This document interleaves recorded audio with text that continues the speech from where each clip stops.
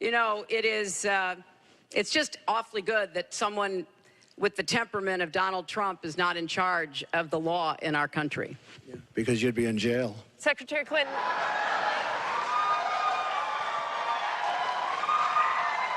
All right, y'all remember that during the debate season. Definitely one of the highlights of it. In fact, it's still my ringtone. And it was one of Trump's defining moments in the campaign. And as you heard, it drew thunderous applause. It was definitely one of the best one-liners in debate history. But now it seems it will remain just a great one-liner and not an actual promise. Welcome back, everybody, to The Full Story. My name is Matthew Bishop here on WYAB 103.9. You can follow us on Twitter at TheFullStoryFM and call in here at 601-879-0002. So like I said, a big defining moment there during the campaign. But like I said, it seems that's not going to be the case anymore because according to former Trump campaign manager Kellyanne Conway, President-elect Donald Trump will not pursue charges against Hillary Clinton relating to the Clinton Foundation or the former Secretary of State's use of a private email server. So in an interview with MSNBC's Morning Joe, Conway said that while Clinton, quote, has to face the fact that a majority of Americans don't find her to be honest and trustworthy, it would be a good thing if Trump can, quote, help her heal. She said, I think when the president-elect, who's also the head of your party, tells you before he's even inaugurated he doesn't wish to pursue these charges, it sends a very strong message, tone, and content. So this move is a significant break from Trump's campaign rhetoric, which included a warning that if he were president, he'd get his attorney general to appoint a special prosecutor to investigate her behavior. And all of this was amid cries of lock her up at all of her, at a lot of his campaign rallies. The one here at Mississippi was lock her up, just chanting over and over again. And they had, you know, these shirts, you know, send Hillary to prison. And that was just a big part of his campaign. So, all this is, like I said, just coming out here just today. Conway also indicated that there are a number of things Trump was looking at as president-elect that may also differ from his campaign rhetoric. She said, quote, look, I think he's thinking of many different things as he prepares to become the President of the United States, and things that sound like campaign aren't among them. So Trump expanded on his decision at a meeting with reporters at the New York Times this afternoon, telling them, quote, I think it would be very, very divisive for this country to prosecute the Clintons, although he hasn't taken it completely off the table. And speaking of that, you know, Clinton is not out of the woods yet. Just so this is only Trump saying he's not going to prosecute her.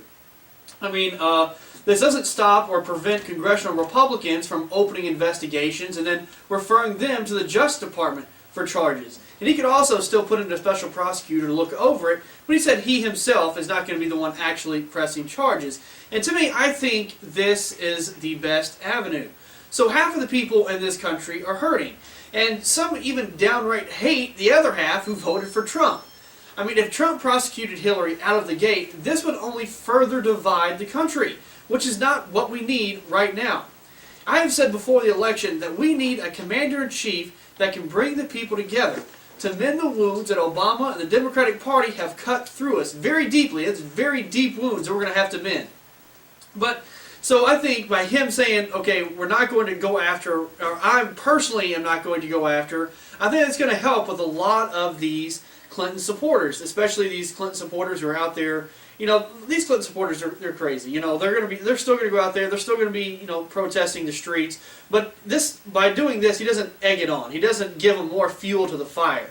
So I can't say, oh, he's a despot, he's, you know, dictator, he's this and he's that, you know, all the other words they like coming up. You know, Democrats are really good with coming up descriptive words for people. And so this is just one thing, you know, they're going to completely look over it, of course, and all that. But at least it prevents it from going any further, any more divisive, or any deepening the wounds, or even putting salt in the wounds, as it were. This is just one step, maybe like, you know, the one stitch in the wound, if you put the first stitch in there. And throughout his time, at least for his first 4 years, he's continue to put stitches in there to start mending how divided we are. At least I hope. That's my hope for him. And he's the only one who could have done that. Hillary Clinton, no way she could have done that. And by him doing this, he's showing that he is the bigger person. He said, okay, I know that, you know, she probably, you know, she committed a crime, all this, but I'm the bigger person, and I know that the country is more important. The country is more important than prosecuting this one criminal right now. It's more important for us to come together as a country than to go after this person, even though it needs to be done. And, Hillary Clinton is a criminal, and I think she needs to be indicted.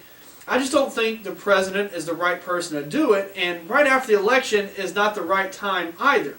So I think here's the best strategy for me to get Hillary Clinton. If you want her to be in prison, if that's the ultimate goal, here's the strategy I think is the best way to happen. So I think it's best to wait at least a year, preferably right before midterm elections, and have Congress investigate and refer its finding to the new Justice Department headed by Jeff Sessions, who would have no qualms whatsoever in putting her in front of a grand jury, who would then decide whether or not to indict her. Leave it up. I'm always a big fan. We use the grand jury in the federal system. Put the evidence out there that we have and let the grand jury decide whether to indict her. And if she's indicted, then we let a jury decide whether she's guilty or not. That's the way our system works.